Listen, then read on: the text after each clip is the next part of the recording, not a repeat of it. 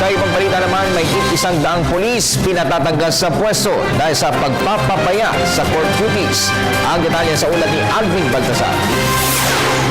Pinadi-dismiss na sa serbisyo ng PNP Deputy Chief of Operations sa mga pulis na hindi nakakadalo sa mga court hearings lalo na sa mga dinidinig na kaso ay illegal drugs. Sinabi ni PNP Special Operations Task Force Legal Officer at Spokesman Chief Inspector Roque Merdehia na batay sa endorsement ng Philippine Drug Enforcement Agency, karamihan sa mga pulis na hindi nakakatugon sa kanilang court duties ay nasa Metro Manila.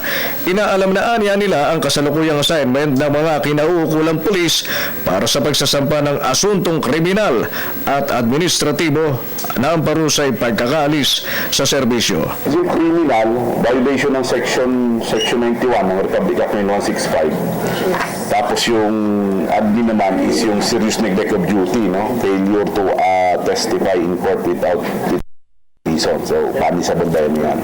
Punishable by dismissal from the police service. Sa tala ng AIDSOT, mahigit sa 100 mga pulis ang nakalinya for dismissal.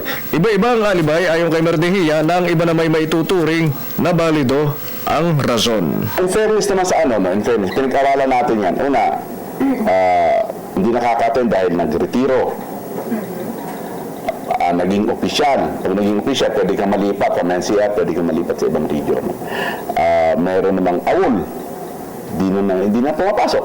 Meron namang namayapa na. Pero mayroon din naman ang sadyang questionable ang hindi pagdalo ng ilan na kailangan talaga ng pagsisiyasat.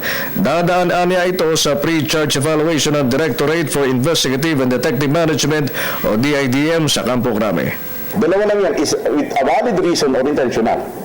Na pag intentional, ibig sabihin, bakit hindi umatin na nabayaran? Nabayaran ng kasado.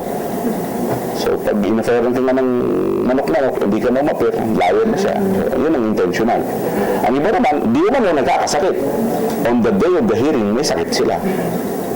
Tapos kinabukasan, wala na silang sakit kung tapos ang hearing. Marami na umanong mga drug cases ang nalaglag dahil sa technicality at kami ay ang di pagdalo ng mga police witnesses na magdidiin sana sa mga drug suspects kung sila lang ay nakakadalo ng court hearing.